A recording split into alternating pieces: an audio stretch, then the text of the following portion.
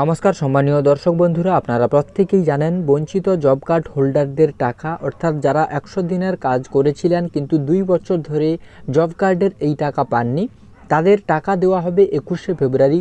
মুখ্যমন্ত্রী মমতা বন্দ্যোপাধ্যায় লাইভ ঘোষণা করেছিলেন, কিন্তু বৃহস্পতিবার বিধানসভায় মুখ্যমন্ত্রী মমতা বন্দ্যোপাধ্যায় জানিয়েছেন যে বঞ্চিত জব কার্ড হোল্ডারের সংখ্যা 24 লক্ষ পার, তাই 100 দিনের কাজের টাকা 21শে ফেব্রুয়ারি উপভোক্তাদের দেওয়া হচ্ছে না, ওই ডেটটি পেছানো হয়েছে, অর্থাৎ 1 মার্চ উপভোক্তাদের 100 দিনের কাজের টাকা দেওয়া হবে এবং আবাস যোজনার টাকা দেওয়া হবে 1 মে।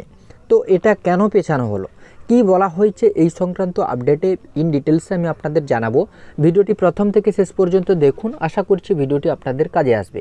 ভিডিওটি শুরু করার আগে ছোট্ট একটি অনুরোধ করব, আপনি যদি এই চ্যানেলে নতুন দর্শক হয়ে থাকেন চ্যানেলটিকে সাবস্ক্রাইব করে বেল নোটিফিকেশানটি অন রাখুন, যাতে পরবর্তী ভিডিওর নোটিফিকেশান সবার প্রথম আপনার কাছে পৌঁছে যায়। তো বন্ধুরা, এই সংক্রান্ত আপডেটে বলা হয়েছে বঞ্চিত জব কার্ড হোল্ডারের সংখ্যা 24 লক্ষ পার, 100 দিনের টাকা 1 মার্চ, আবাস যোজনার টাকা 1 মে।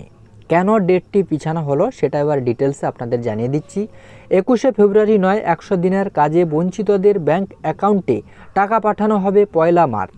বৃহস্পতিবার বিধানসভায় একথা জানান মুখ্যমন্ত্রী মমতা বন্দ্যোপাধ্যায়। পূর্ব ঘোষিত তারিখ থেকে কেন পিছিয়ে যেতে হলো, মুখ্যমন্ত্রী জানিয়েছেন প্রথমে রাজ্যের হিসেবে 21 লক্ষ জব কার্ড হোল্ডারের টাকা বাকিয়া রয়েছে বলে ধরা হয়েছিল। পরবর্তীকালে দেখা যায় আরও অনেক ন্যায্য প্রাপকের হদিশ মিলেছে। সব মিলিয়ে সংখ্যাটা 24,50,000। তাদের ব্যাংক অ্যাকাউন্ট সহ অন্যান্য তথ্য যাচাইয়ের কাজ সম্পূর্ণ করতে আরও কিছুদিন সময় লাগবে, তাই সবাইকে একসঙ্গে টাকা পাঠাতে কয়েকদিন পিছিয়ে যেতে হচ্ছে বলে জানিয়েছেন তিনি। প্রসঙ্গত 2 বছর অতিক্রান্ত হলেও কেন্দ্র এই প্রকল্পের খাতে কোনো টাকা না দেওয়ায় রাজ্যের জব কার্ড হোল্ডারদের বকেয়া মেটাচ্ছে রাজ্যই।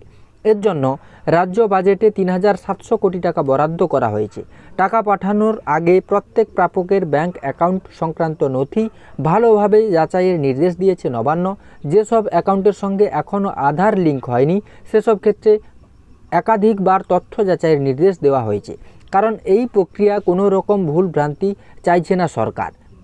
অর্থাৎ আপনারা বুঝতে পারছেন, প্রথমে রাজ্যের হিসাবে 21 লক্ষ জব কার্ড হোল্ডারের নাম উঠেছিল, কিন্তু পরবর্তীকালে দেখা যায় আরও বেশ কিছু উপভোক্তার নাম রয়েছে যারা ন্যায্য প্রাপক, এবং সেই জন্য প্রায় 24,50,000 সংখ্যা জব কার্ডের সংখ্যা রয়েছে এবং তাদের ব্যাংক অ্যাকাউন্ট সঠিকভাবে যাচাইকরণ করতে আরও কিছুদিন সময় লাগবে।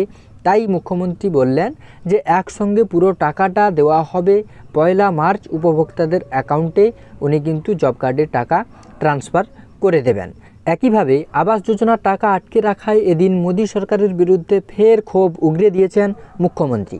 সেই সূত্রে তিনি বলেন, ওরা যদি এপ্রিলের মধ্যে টাকা না দেয় তাহলে আমরাই 11 লক্ষ বাড়ি প্রাপকের অ্যাকাউন্টে 1 মে থেকে টাকা পাঠানো শুরু করব।